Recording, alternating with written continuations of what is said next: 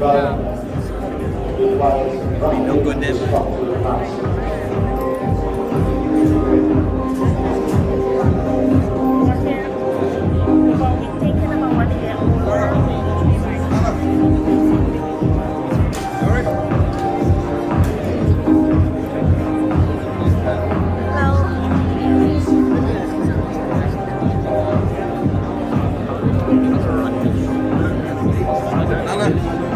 How's everything, man? Everything good?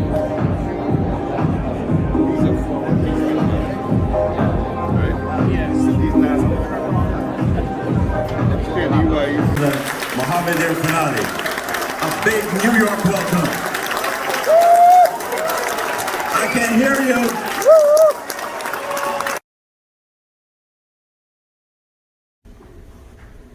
My friends, please join with me in prayers. Harihi Om.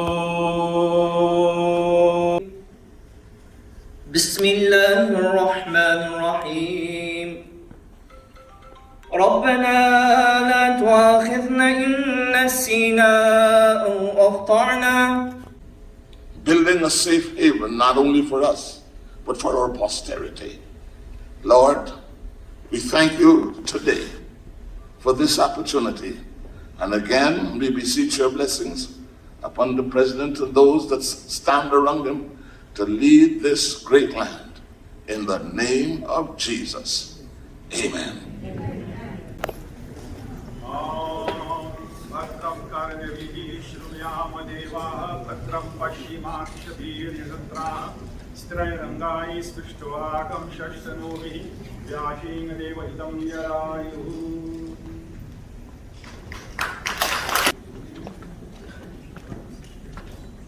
Good afternoon.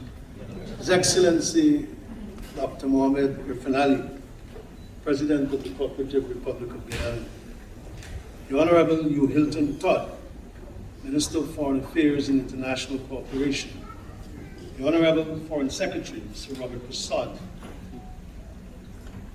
and other members of His Excellency's delegation, Deputy Ambassador in Washington, Mr. Zulfikar Ali. We have Ms. Marcia Nadir Sharma from the President's Office, as well as Her Excellency Caroline Rodriguez Burkett, Guyana's permanent representative to the United Nations,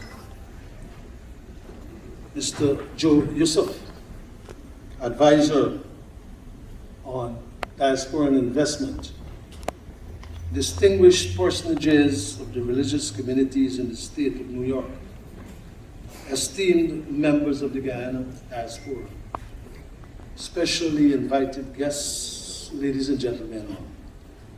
I am delighted and honored to welcome you all today to His Excellency President Mohammed Irfaan Ali's sojourn with us this evening in this beautiful venue to participate in this interfaith forum and interact with the Guyanese diaspora.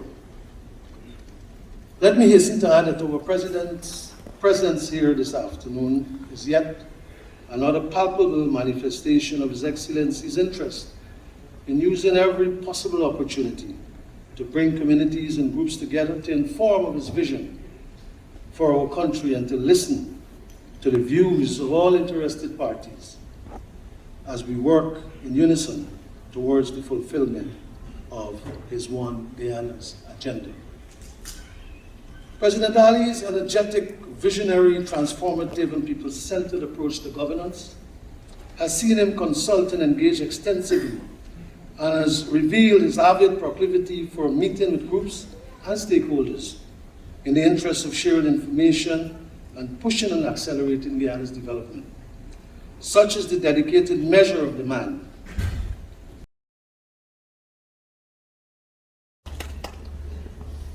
It is now my task to welcome to the podium Mr. Robert Prasad, served as a former Minister of Natural Resources, former Minister of Agriculture, also led the Government Information Agency for a while, and he is now the Foreign Secretary attached to the Ministry of Foreign Affairs in Guyana. Please welcome Mr. Robert Prasad. Thank you very much.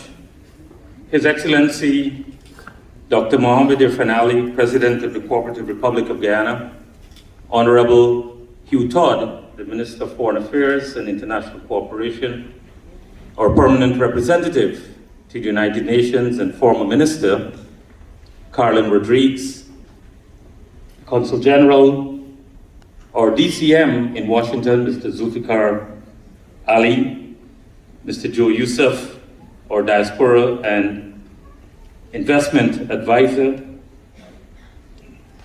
and very important too, our religious leaders who are joining us at the head table, but certainly you, religious leaders, Guyanese in the diaspora, visiting members of parliament, and others who have been and continue to play a part in the development of not only Guyanese community here in this great city of New York, but also who continue to play a part directly and indirectly in the development of our country. President Ali is someone who is profoundly faith-based, who's someone who views the contribution of the religious community in Guyana, and I guess outside of Guyana, as having to play a very instrumental part in the development and also in facilitating his plans for the transformation of our country. About 96% of our population belong to some religious faith. So we can say that in Guyana, we're a very religious country. And there's one commonality, and if you listen to the prayers of our religious representatives, there's one commonality of all faith, and that is unity. That is brotherhood, sisterhood, that is us developing tolerance, developing harmony. And that is also being a fundamental element of President Ali's agenda in moving Guyana forward. He's not only focusing on economic transformation, but he's put a lot of emphasis on how it is that we can unite our people.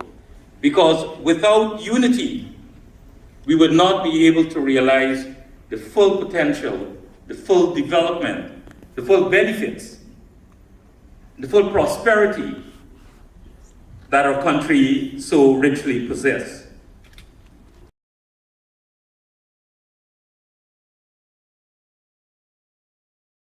I'd like to recognize the NYPD Daisy Society. Guys, you could take a bow. Stand and take a bow. Thank you. They have done a lot for communities and diaspora. They are always there for us, and we need to recognize them. Thank you very much. And also, we have the assistant to the Queensborough President, Mohammed Ak. Please take a bow. You all look great. You look great. You just clap yourself. All of the balcony and all of that. I don't want you just to be pensive. Now we're into good stuff. We continue with good stuff. We have our ambassador and permanent representative to the United Nations, Carlin Rodriguez Burkett, who will now come and present her message to us. Thank you.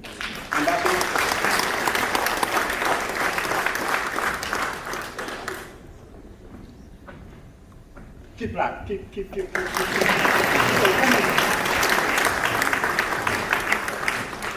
Thank you very much, Master of Ceremonies, His Excellency President Mohammed Irfaan Ali, Honorable Hugh Todd, Minister of Foreign Affairs, Mr. Foreign Secretary, Madam Member of Parliament Sheila Mathura, Consul General Michael Broderson, Joe Youssef, Zulfikar Ali, Marcia Nadir, all members of His Excellency's delegation, our three leaders of the faith who prayed for us, and you, the people who are here. I am very, very pleased to be part of this event this afternoon and to join in welcoming you here to the event. As many of you would know, on Tuesday, the UN starts what they call High Level Week. It's the week when leaders from across the world come to the United Nations to speak about their country's progress, lack of it, or what they feel should be done in the international community. And I cannot think of a better occasion to start this week than meeting here in prayer. And for this, I thank everyone who's been part of the organization of this event. Guyana, I believe, is very fortunate. And one of our faith leaders spoke about love, harmony, and togetherness. And I believe that if we practice these three things every day in our lives, whether we're Guyanese at home or abroad, our One Guyana has a very bright future.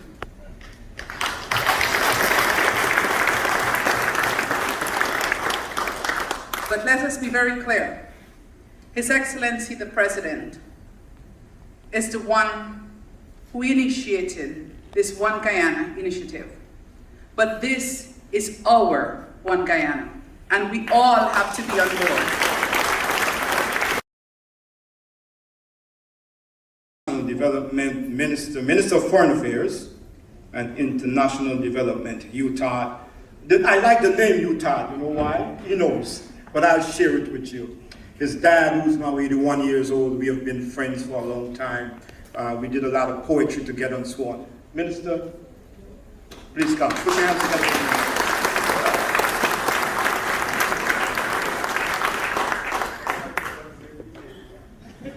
Thank you very much for that introduction. His Excellency the President, Dr. Muhammad Irfaan Ali, Foreign Secretary, ambassadors, religious leaders, Member of Parliament, and more importantly, the wonderful group of individuals who have taken time off to be here this evening with us to share, to dialogue, and to build strong bonds of friendship. Welcome. Please give yourselves a round of applause. When President Ali speaks about development, he's speaking to Guyana and the diaspora, and he's focusing on a balanced development. Not just the infrastructural works that you will see, or the tangible things that you will see, but the main emphasis is on social development and enhancement. So when he speaks about transformation and transforming lives, everything that we do in terms of our policies and our strategies is centered around the individual, the citizen. It is important for us because our sovereignty depends heavily on our value system and how strong we are as a people. So the One Guyana initiative is designed to create nationhood, integration, and a strong cultural bond that would assist Guyana in being that great country that we always dreamed of.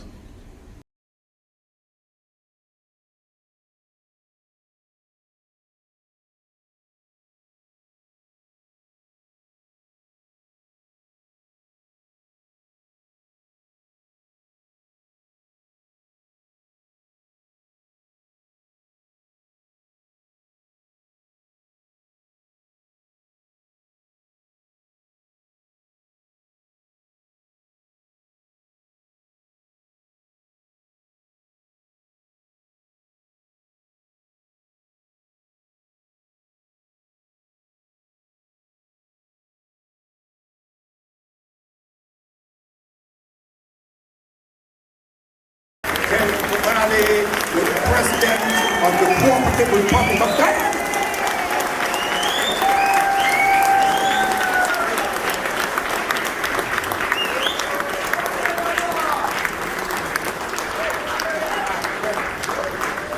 Thank you very much, very kindly. Thank you, please.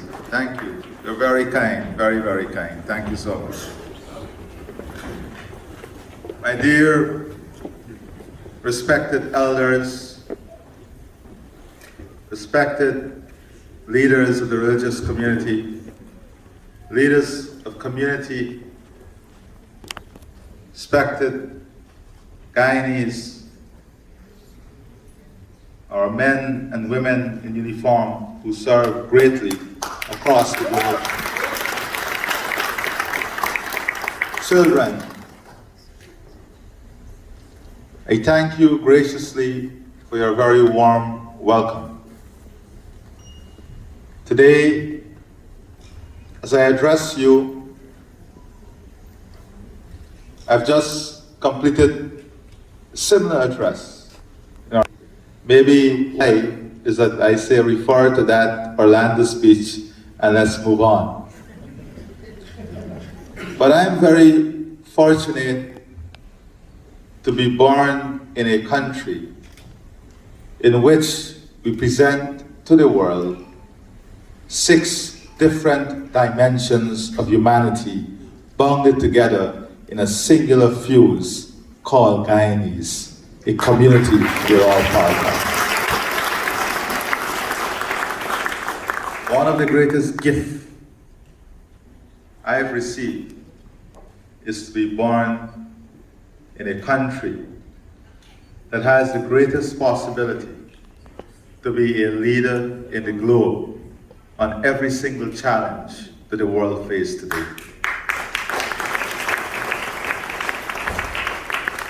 You see, challenges and opportunities go hand in hand. There can never be opportunity if there is challenge. And an opportunity cannot be realized if we don't challenge ourselves to make use of the opportunity. I know this afternoon many of us as Guyanese are not as happy as we should be because of the performance of the Warriors. I just saw a meme saying the Warriors are making all of us warriors. Notwithstanding that, let us give them a round of applause and lift their spirit.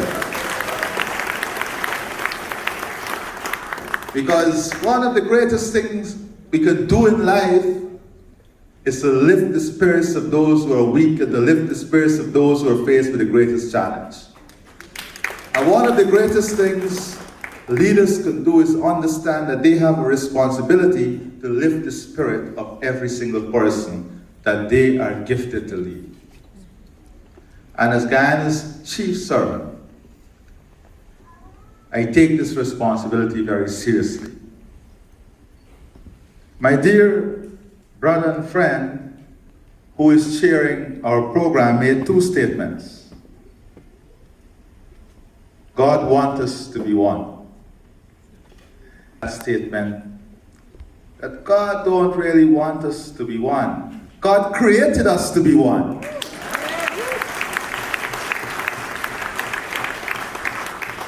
We were created as part of a singular humanity. We were not created black, white, brown, pink, or orange. We were created as part of the family of humanity. We decided that we are going to define ourselves differently in the family of humanity. All we need to do is to get back to the fundamental aspect as to why we were created and how we were created, and then we'll understand the principal purpose of life as being in one whole humanity.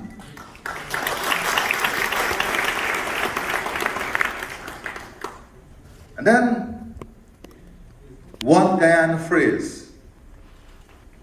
If we conceptualize the concept of One Guyana as a phrase, we will not achieve what One Guyana is looking to achieve. Because One Guyana is not a phrase, a slogan, or pieces of words. One Guyana requires action, commitment. It requires a fulfillment of every single one of us joining collectively to pushing one thing forward, Guyana. I am not asking anyone to be PPP, ACNU, whatever, PNC. All I'm asking for in the One Guyana construct is for all of us to put Guyana first and do what is right in positioning Guyana first. And the rest will take care of itself. The rest will take care of itself. If we all love this country so dearly, and we all believe in the country so dearly, and we all want to see the country to be prosperous and unified, and the country to be on top and playing and its best part in the global community, then all we need to do is to make the individual effort in putting Guyana first, pushing Guyana first, advancing Guyana first. None of us can be bigger than the country. And once we are able to understand that our country should be first, and our efforts should lead to positioning our country first, then we will rid ourselves of the selfish desires that bar us sometimes from putting our country first. And in putting our country first, it requires, like any system, rules, respect, laws that we must all adhere to. The church cannot function without the foundation that is the embodiment of the value system that supports the church. Same with the mosques and the temples. Similarly, a country must be built on a set of values and a system that promote peace, that promote dignity, that promote respect, that promote honor, and it is embodied in the Constitution and the rule of law.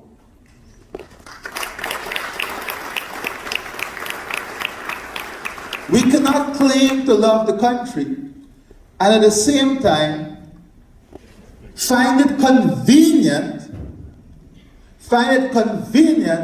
not to abide by the rule of law or to respect constitutional rule or to respect and honor democracy and the rights of people and the will of the people.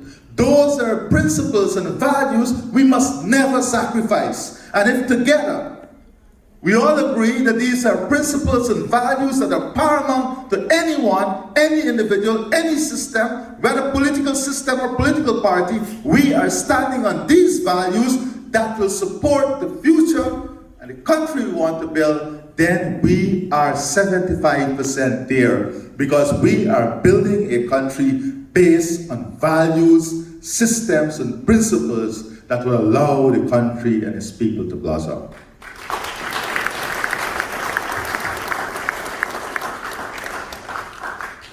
So I want to start by addressing those issues. Now,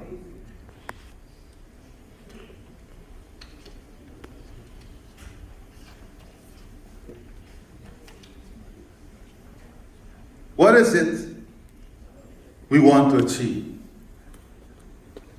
I want to say that I wish to address a road today. We must understand where we are, where we want to be, and then define how is it we're going to get there. But in defining this, we must first of all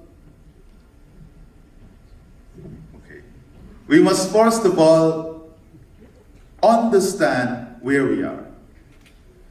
And we must question ourselves. What are the things where we are today that we are not happy with? What are the things where we are today that we must seek to change? And seek to change in relation to the outcome as to where we want to be. and then define the journey that will take us where we want to be. But in defining that journey, we have to be conscious that we are not operating in an environment by ourselves. We are part of a global community. And there are internal factors and external factors that will affect the way we grow and develop. So I want to take this little concept and as quickly as possible crystallize it in a way that will give you a flavor as to where we want to be and how we're going to get there. The conditions necessary to ensure we get there are issues of love, trust, commitment, involvement, respect, dignity, values, diversity, systems, patriotism, pride, and humility. Those are necessary things that would allow us to go on this journey. But those are things the government cannot control. Those are things all of us must control. Those are things that are personal to us individually. Because we cannot change the societal system if we don't change the system that is inside each of us. So if we are taught to hate, then we have to change that internally. Rethink and retrain ourselves so that we can love. If we are taught not to associate, then we have to now re-strategize internally. So I'm saying this to say to all of us that we first must internalize everything that I'm going to say.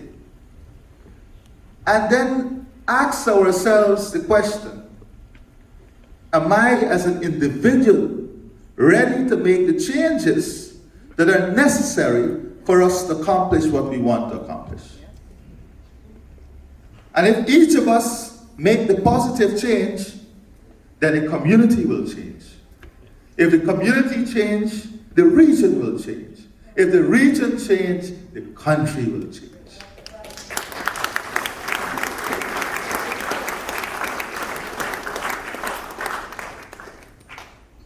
So we have to understand that in driving this process, there must be empathy.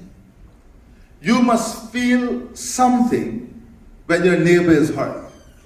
You must feel something when your country is hurt. You must feel something when the rule of law is broken. And when you feel that, you must be able to speak up. You must be able to be part of a system that promote the values and virtues that would ensure those things do not occur.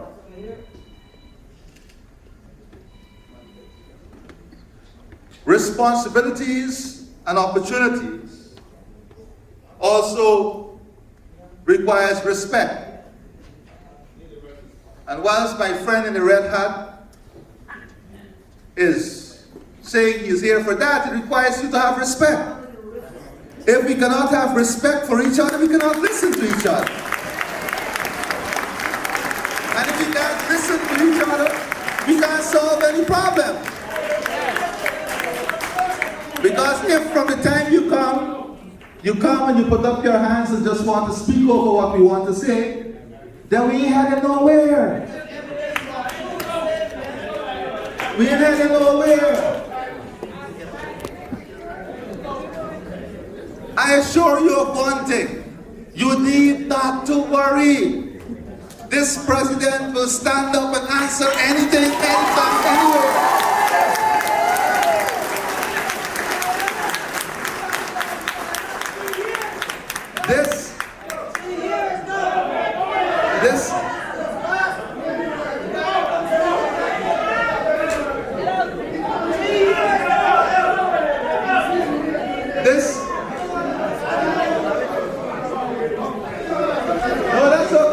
region.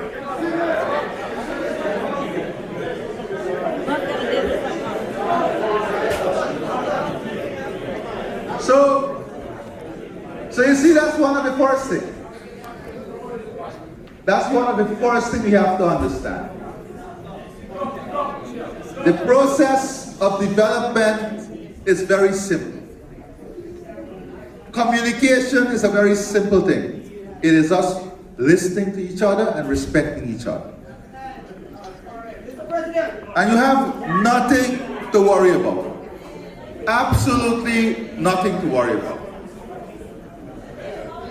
We are here to listen also to ideas. None of us have the answers for everything. It is when we pool our collective effort, it is when we take collective responsibility that we're able to build a system that will support the development that I'm talking about. Now, let me address first of all how we build this future. And let me be clear on this. The future is not about the government alone. The future requires the parliamentary system, the political opposition, it requires civil society, it requires the diaspora, it requires women, young people, children, it requires every single facet of the society to be part of the development of the future. So let us not for a moment believe that this future belongs to the government. This future belongs to the people. When a government is elected, it is the end of the electoral process. But at the end of that electoral process, that government then has a responsibility to govern for all the people of the country.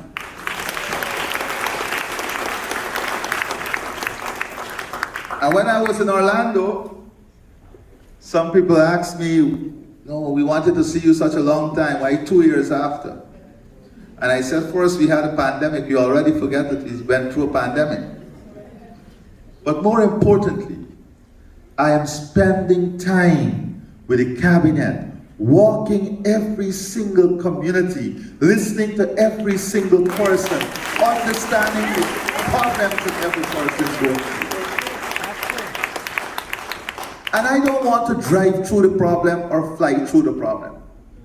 I'm walking the ground, listening to the people, feeling with the people, understanding with the people, so that we have a better sense as to what the people are faced with on the ground.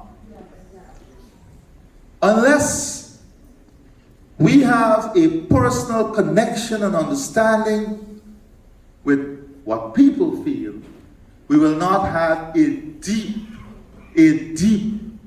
sense. You know, empathy comes from a sense, a feeling. You have to be connected. I can't, you know, up over here, many people would call you and tell you send something back home. But they don't know. Sometimes you wake up at 4 in the morning, you go through the worst snowstorm. You struggle. You know, I make this point.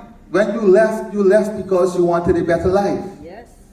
You wanted something better for your children, your future. Yes. You wanted to create a better condition for your family. Yes. But it came with sacrifices. Yes. It came with many sleepless nights. Similarly, now that opportunities are there in your homeland, we want you to be part of those opportunities. But you also need to use the same vigor that you left with. Use that same vigor you left with and go back with that vigor. Make the sacrifices, make the commitment. Don't for a moment believe that you're going back to a system in which someone will reach out to you and say, here, this is a basket of fruits, take it. The world does not operate like that. You have to go and plant the tree and mold the tree and water the tree, and the tree will blossom and you will get the fruits. You see, many people say to me, oh, we want to come to Guyana, we want to see you, we need to see you. And I said, but there's a system. You can go invest. No, we want to see you. If we don't understand that we need to build a system and trust the system, then we cannot solve the problem. That brings me to the second point. The institutional and political system. Let me be very clear. There is a lot of improvement that is needed in the system itself. The inefficiency that exists in the system must be fixed. But we are working on a plan that will fix it in a very, very rapid way. We're trying to remove the type of system that allows people to make decisions based on feeling. You know, the system must be developed in such a way that it works. And technology allows us to do that. And we're investing heavily in technology, in training, in human resource strengthening, capacity building to fix the system. And I can tell you, the system is improving. Now, you might give me an example, so let me give you before you give it to me. That you're waiting a very long time to have your passports renewed. That is one I hear a lot, even in Guyana. So let me explain to you. You know, one man said to me, he lives in Toronto, I can't come home. I can't get my passport. I said, but you live in Toronto, where's your Canadian passport? He said, I applied for that 9 months ago and I'm still waiting. And I said, and how long are you waiting for the Guyana passport? He said, 3 weeks. Now let me explain something to you. We live in a global system. The supply chain crisis is real. The providers of our passport is a leading international company out of Canada. But because of supply chain issues, there is a tremendous shortage globally. And whilst there is this shortage, I don't know why, but the demand for Guyanese passport has increased by 500%. So unfortunately, we are hit with a perfect storm. We are hit with a supply chain crisis and a rapid increase in demand for the passport. And every day, the consulate office here would call the Ministry of Foreign Affairs. People cussing me. But this is the reality. Since a year and a half ago, we ordered, I think, 80,000 passports. 80,000 passports. We have been continuously ordering. So I give you that one example. As we are on it, let me give you a next example. And you should know this best. The United States had to launch what we term a military mission for baby formula recently. You see, sometimes we look at the news and we don't apply the news to what we're faced with. You know, when we look at the impact of COVID, all of us can point to someone who we knew that we lost. Very, very sad. Many of us even lost family members. But the impact of COVID is so profound that we can determine what the final end will be. Because the effects of long COVID is now being analyzed. But let me tell you, currently, what has been the direct impact of COVID? COVID sent 140 million people into extreme poverty around the world. This one pandemic, not only the death, it sent 140 million people globally into extreme poverty. That is people living on less than US dollars, $1.90 per day. You don't hear this on the headline at CNN or Fox News. Let me just make sure I'm politically correct here. Right?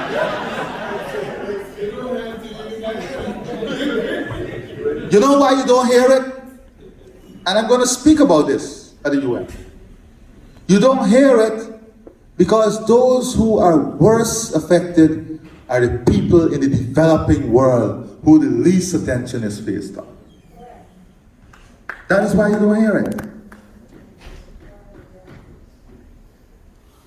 You know, I use this example many times. There is a journalist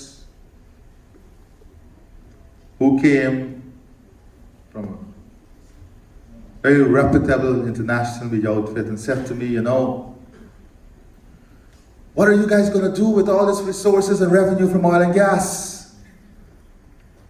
You know, what this country is going to do with it? What are you going to do on climate change?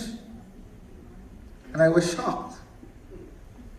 And I said, do you know that this country existed long before oil and gas?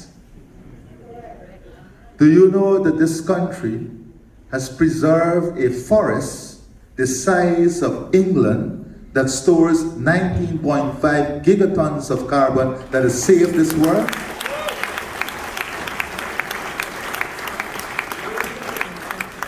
And tell me, where were you asking the world if they're paying for the service the country was giving? Because if the world was paying for the service the country is giving, then our economy would have been the top 10 economy in the world, just by this one service. But the question is, what brought you to Guyana? Because we existed long before, we had this forest before, we were playing our part in climate change before, but oil and gas brought you? It's the hypocrisy in the message. The hypocrisy. If it was never for oil and gas, they would have never came. They would have never featured Guyana. You would have been just another one in a number of developing countries finding our way and finding our path. But from the time you define your own path, and there are revenues to take you down that path, then trust me, there is not enough specialists that you can count. Even we have more specialists than the trees we have in the forest now. But this is the reality. So, the second aspect is the political system that we must fix. We cannot go through elections after elections with uneasiness. The political system must be fixed that ensures political stability. You see, our country is developing at a very rapid pace. And it's becoming very sophisticated. So the very sophisticated investors are coming in now. But with the sophisticated investors, trust me, the sophisticated criminals coming too. You guys know that better than I. You will have more exposure in terms of electronic crimes. Because it is not only the good that are looking at opportunities. Right? The church was saying the devil looking to win souls. That is what makes their life very difficult. Because they have to keep the devil out and also win at the same time. So we have to build a system. And when your political system is weak, when your political system cannot withstand the development of the country, or when there's porousness in your political system, it can be used. And we saw this. This is nothing new for us. This is what divided us in the first place. This is what divided us in the first place. The colonizers saw a weakness in the political system, a porous part in the political system, and they played it, they manipulated it, they divided us. They created the condition that has led to where we are. So if we don't understand that the political system must be strong to support the development agenda and to support the country, then we'll open ourselves up for those similar weaknesses in the future.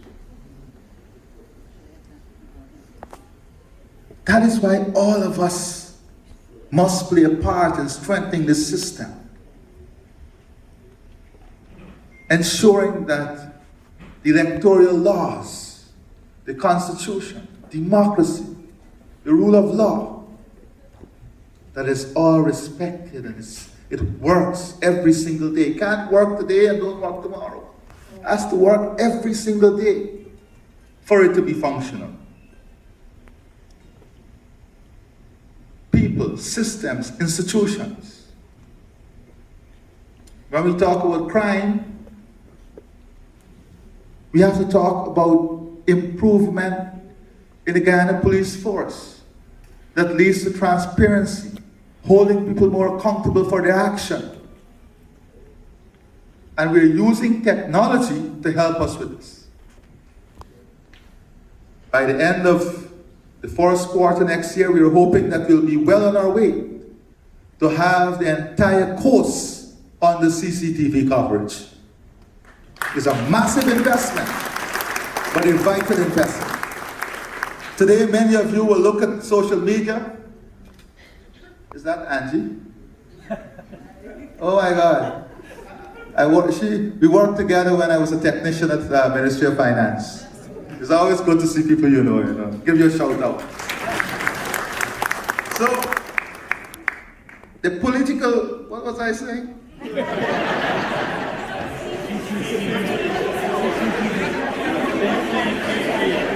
You see, you throw me off now. The CCTV system. So, our security system, our national security architecture is undergoing massive change. Massive change. And today, if you go on social media, you will see videos of every activity that occurs. Whilst crime is an issue, we have made steady improvement to the extent that we have perhaps one of the lowest rates right now in the region. But we amplify it. It's a small society. And we recognize it as a challenge. We are making the investments. We're investing in infrastructure, the equipment, giving the police officers the training. Many of them today are studying, they're doing degrees, diplomas. Because when you increase their self-worth, when you increase and improve their personal pride, then you're giving them additional motivation to be better at what they do. So, on the security front, you're making tremendous changes using technology and the best-in-class technology to drive the improvement in the security sector.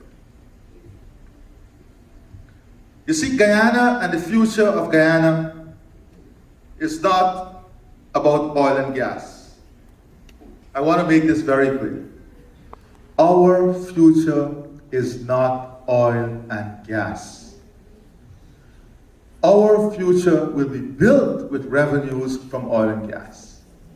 Because we always had the natural assets to make a strong economy. What we never had was a revenue base to catalyze that asset. Today, for the first time, we have the revenue base that can catalyze that asset, that natural resource, bring the value added, and improve our economy in a multifaceted and diversified manner.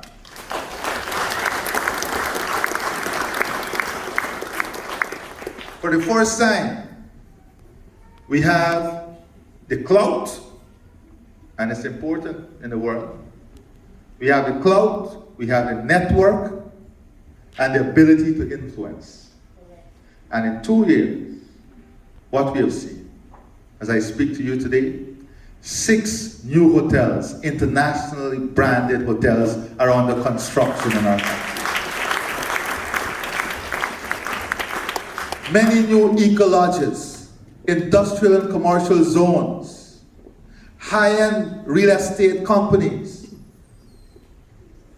Well, if you have land in Guyana now, you know you're smiling all the way. Because whether you're on the West Coast, in Georgetown, the East Coast, East Bank, and now even in Berbice, the prices of land in the last 2 years would have increased by maybe between 300 to 2,000% in some cases. It's a reality. It's a reality. And many people are under the false impression that we have so much land in Guyana. What is the truth? The truth is that 80% of our population live on the narrowest strip of land on the coast. So we are already approaching maximum point. We are maximizing the land availability on the coast right now. Because between the Atlantic and the wetlands, we are almost there with land. Now we're seeing most of the development plans. We just had to bring the Condominium Act. We had to pass a new Condominium Act. We have to change the height that buildings can go. So there will be physical change, there will be structural changes. Those of you who are coming back, or who have been going back for the last 2 years, every single day you're seeing it changing before you. It's exciting times. Your young children, those of you who have young children, you should let them explore Guyana now. Explore the opportunities in Guyana. Because what we are doing is not responding to the current situation. The leadership we are providing is building an economy that is functional and appropriate for 2030 and beyond. Now, why do I say that? You see, this world we live in today will be a very, very different world in 2030. Every single thing that we are accustomed to will be drastically changed by 2030. And unless we're able to build the systems, the institutions, and the structure of the economy to function in a world 2030 and beyond, then we'll just be playing catching up. And not only building the economy and infrastructure, but building the human resources. Ensuring we have the appropriate human resource with the necessary skills that is applicable to a functional economy in 2030 and beyond. Very important. Because when we speak about sustainable and resilient development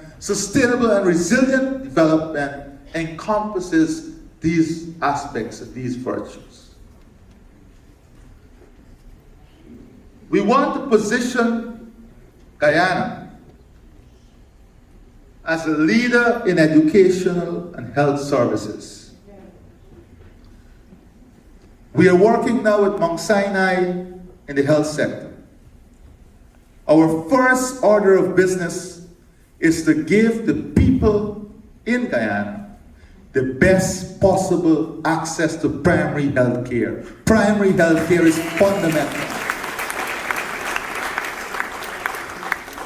Over the last 2 years, we have launched a program where we are giving annual vouchers to every single person who needs dialysis, and they can go to any facility that provides dialysis, whether private or public, to have that treatment. We've removed corporate taxes from healthcare and education completely. It is not taxed at all. What that has allowed is for a lot of investment in private healthcare, because we want the private healthcare services to focus on specialization and building a health hub in Guyana for the Caribbean and the diaspora, because we are catering for the diaspora too. There is a huge market in the health sector that goes to Asia, goes to India for treatment. Health tourism is a big thing. So we're opening up discussions right now with different stakeholders on building out the healthcare infrastructure. We have already signed the contract for a very modern children and maternal hospital in Guyana. One that will give you all the services any children and maternal hospital offers anywhere in the world. We are building 6 new regional hospitals. One of the things that we're working on also is getting the right human resource. Doctors, nurses, technicians, lab technicians, to be part of what we want to build. It's a challenge because we have a small population. But with the growth in the whole welfare package that includes salaries, we're becoming more and more attractive. And at some point, we're already working on an immigration system, migration and immigration policy, because we have to focus on those who went and we want them to come back. That will identify in a comprehensive way the gaps that exist, and then we have to define a policy as to how we'll fill that gap. This is a big part of what we're doing in building the future. Educational services, creating the conditions through which we can attract more international universities, international colleges, medical schools, to be part of the development phase of our country. So in education and health services, we want to be a leader. In climate change, we are a leader.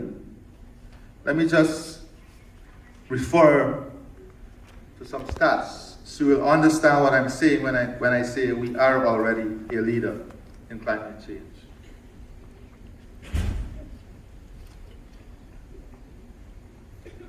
Our forests, our ecosystem, and our biodiversity.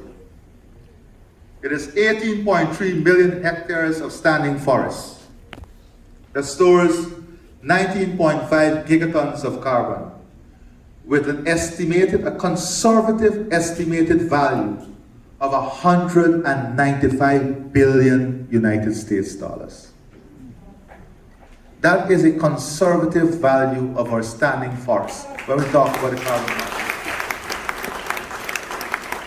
More importantly, this is a forest that stores 4% of all known plant species in the world, and more bird species than the entire United States of America, and 3% of all known animal species. That is the biodiversity and ecosystem value of the forest that stands in Guyana.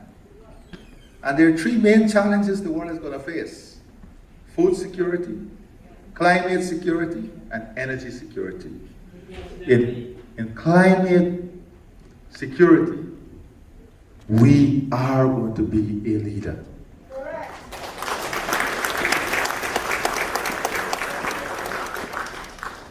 Outside of this, the deforestation rate of our forests is among the lowest in the world, at 0.05%. 0.05%. And I'm not counting, well, if we count what the forestry sector is valued you're talking about 500 billion United States dollars. The value of the wood, put it in plain language, that we have standing there is 500 billion United States dollars. So on the carbon side, it is 195 billion. And on the standing wood, the trees, it's over 500 billion United States dollars. If the world is serious in talking about getting out of fossil fuel and moving in a climate change, zero carbon emission future, let's start playing ball. Let's start here. As I always say, let's not gaff. These are the figures. So on climate change, we're standing on solid ground. I can give you the value of our mining sector, but I'm not going to bore you with all of that. We have perhaps one of the largest reservoir of fresh water. You're going to see wars in the future about fresh water. We have perhaps the largest reservoir that will support any food system. But we can't catalyze this without the revenues. And let me address the issue, When we ended COP26, people said we must stop fossil fuel. We know that there must be a transition. There has to be a transition. Just 3 months after the war in Ukraine, we hear from the same people, pump more but pay your taxes. It is based on the subjective conditions. Then, what is the story? We are not going to finance any new entrant in the fossil fuel industry. So they're going to penalize all the new countries who want to get into fossil fuel. Making capital hard to get, making it expensive. What is that going to do?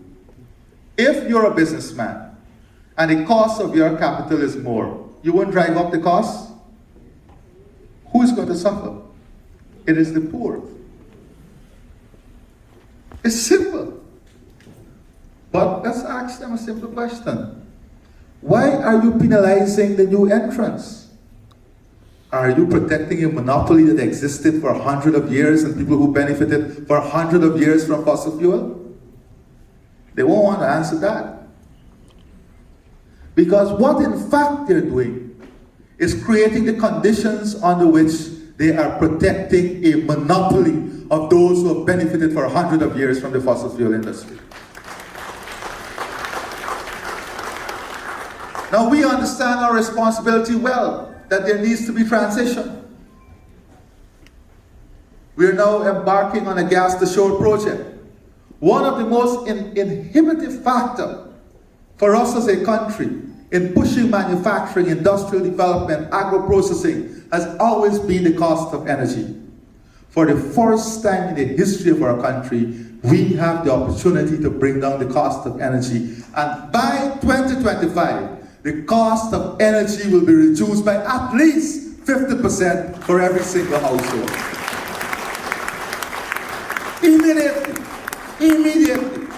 Immediately, we are now positioning ourselves to be a leading destination for investment in agro-processing, manufacturing, and industrial development.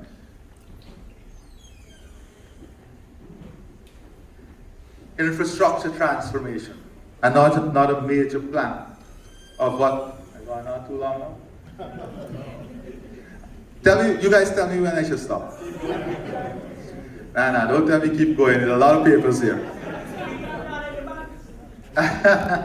All right, so let me just give you a little flavor as to what is happening. Right now, we have the new Demerara River Bridge. The contract has been awarded. That's a 4-lane bridge. You see, we cannot develop the country, especially with a small human resource base, in which families or workers that are so limited in number spend 4 to 5 hours in the traffic, just going to work and coming home from work. You can't build a country like that. We have to create infrastructure. We have to open up new lands and invest in new farm-to-market access roads. So we're building that new bridge now across the Demra River. At the same time, we have just awarded the contract to a Brazilian company for the first phase of the Linden to Mabura Hill Road. That is a road that links Guyana to Brazil. We have also awarded the contract for all the bridges along that road up to Lethem to be built international standard concrete bridges. What this does for the first time is to catalyze. For the first time, it catalyzes the opportunity of the deep water harbor in Guyana to service northern Brazil. You have just opened expression of interest in a joint Guyana-Suriname project that will see the bridging of the Quarantine River, allowing Guyana and Suriname to be integrated with one bridge. You've already awarded, and work would have started on the Ogle to Eccles new highway. The Mandela to Eccles new 4-lane highway has been completed. Eccles to Diamond is now under construction. Schoonard on the west coast to Crane in the first phase, then going all the way to Purika, and as we build out, all the way going to Bartica, opening up the country, opening up opportunities. In September, we'll be signing the new loan to repave the Linden-Soesdijk Highway, improving that entire area. And by the way, the new Silica City will go on that highway, leading to resilience and sustainability.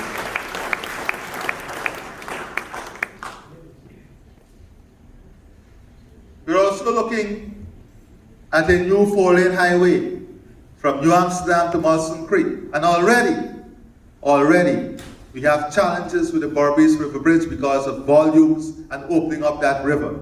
So we have to start thinking strategically about a bridge that would allow free access and use of the Berbice River. These are all things that are necessary to drive infrastructure, that are necessary to drive the growth and development that is coming our way.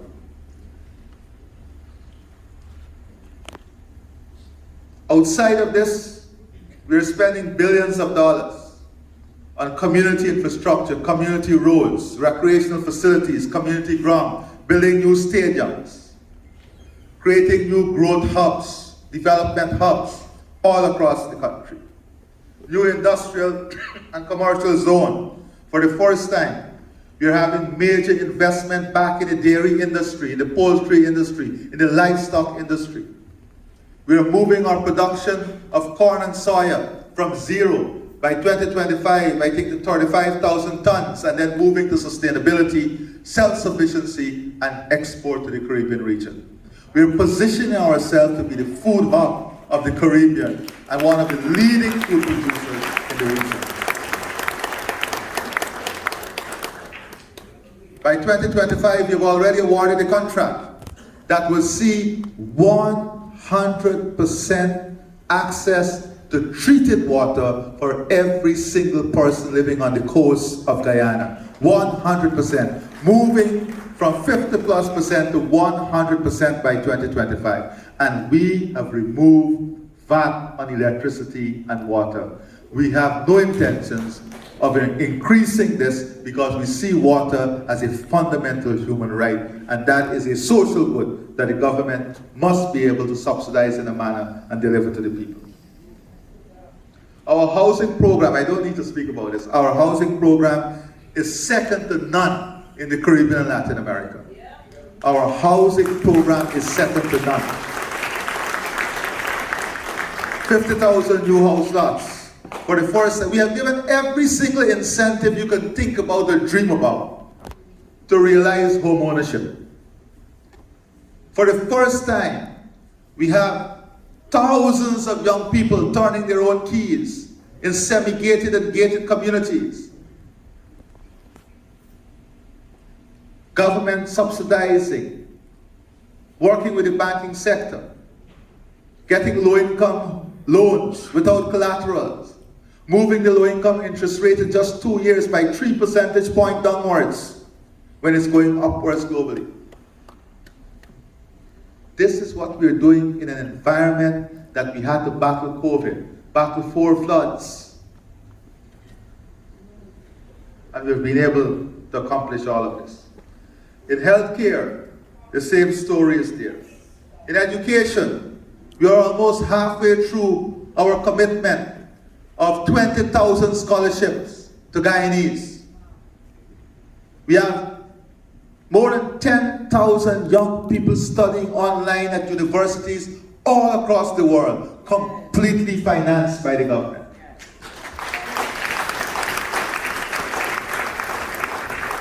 And we are moving rapidly in ensuring university education becomes free. Whilst all of this is happening, we have to be in a position to train 6,000 people to work in the hospitality sector by 2025. Because the new hotels are going to come on stream and they will need people. We have just entered an agreement with a Canadian college, a college out of the UK and in Barbados, to have this certification and training done.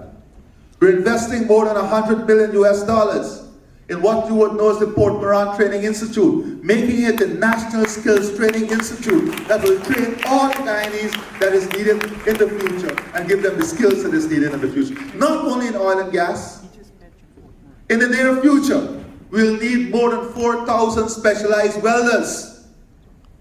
We are investing in training all these people and building the capacity. This is real work that is going on, real planning that is going on. And we are building it out to be 2030 ready. So the economy is going to be heavily driven on technology. It's going to be a knowledge-based economy. We just had meetings to launch the first part of an innovation village that will be part of Silicon City. Technology that you've never seen before, cutting edge. We are not moving in a straight line. We are building tomorrow today. That is what we have to do in order to be competitive. And it's not talking it, it's getting it done on the ground. We have been able to negotiate with the UAE. And by November, I have my fact checker at the back there, okay? By November, we're going to launch a program where every single primary school child will be exposed to training in coding before they leave primary school, nowhere else. And we're introducing in secondary school, intermediate training in software development, so that our children can be part of the new emerging tech industry that is coming.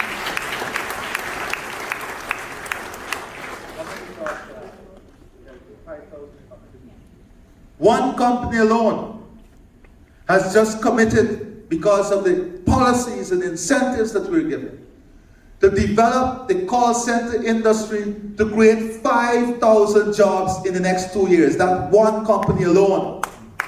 And guess what? They're bringing the big players. And why is this important? Many people say call center is the low level. But let me explain to you what a call center means. We're going to train people, and I don't use this term, but people use it. I don't like it. You say they're housewives at home. The women at home who are not working sometimes because they don't have the opportunity. We are now going to train them to work in those call centers so that the disposable income for the family will increase and improve. When the disposable income is improved, more value is created at the family level. More prosperity is created at the family level. When more prosperity is created at the family level, there is greater feeling of inclusiveness. And guess what? The salary they will get from the call center is equivalent to 3 times what a low-income loan repayment will be for a home.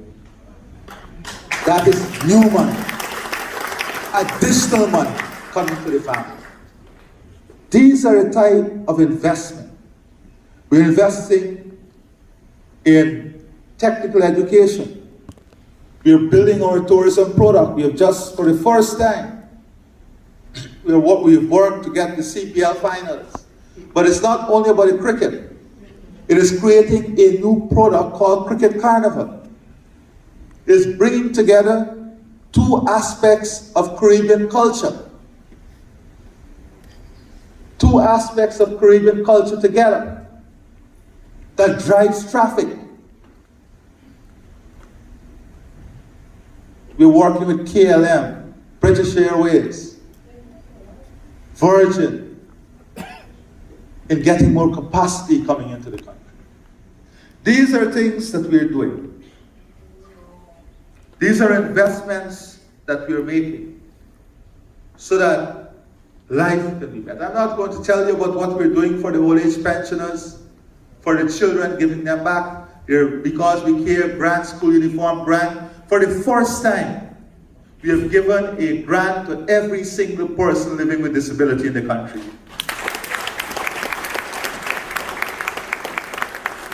More importantly, we have now registered every single person living with disability, and they will be on the permanent register for public assistance every single month from the government. We are also building a system through which we will help to integrate them in the workforce. We'll help to integrate them and create opportunities for their creative minds. Building out special needs schools across the country, training teachers in special needs education, training volunteers, training home care workers. Working on building daycare centers at strategic areas across the country so that young women do not lose their careers when they get children. But that the systems, institutions, the government must be able to develop institutions and infrastructure that help them to achieve both the family and also help them to advance and protect their careers. These sometimes are referred to the soft issues, but they are very hard issues that affect people on a daily basis. These are the investments we're making. These are the things that we are doing to create comprehensive growth, a holistic approach to growth and development. We don't want to create uneven growth. We have to work on ensuring that the system works for every single one. That is why when we are supporting vulnerable communities and vulnerable people, it is not handouts. In every society there is vulnerability. And the society must be able to take care of the vulnerability that exists.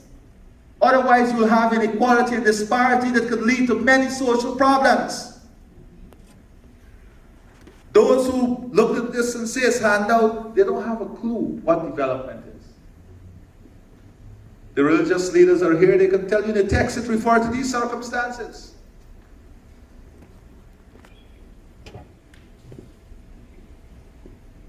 We are building a country that will be driven by a transformative economy, a modern financial architecture, technology, knowledge, research and development that will create resilience and sustainability. We are very humbled by what we have. We have to remain a humble people, strong in our values. We have to refocus our energy on building families and communities, creating an environment in which we build trust. We take responsibility for each other. We support each other. We celebrate the accomplishment of each other. Not an environment in which there is rancor and there is arrogance and there is hate and there is perpetual push to divide us. I do not care about such an environment. My focus is very simple. It is on all the people of this country. And here in diaspora, sometimes I'm upset because people sit from a very comfortable chair or a coffee shop and they will go on social media and say the worst of things. Not wanting to be part of the solution, but find joy and pride in being part of the problem.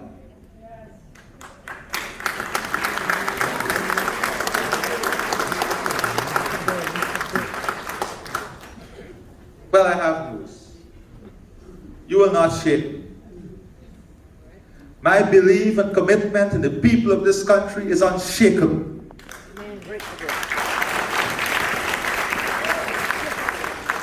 So when I come off this stage and I come to you, and social media will reflect a whole different story, all I will do is smile and say, let's move on.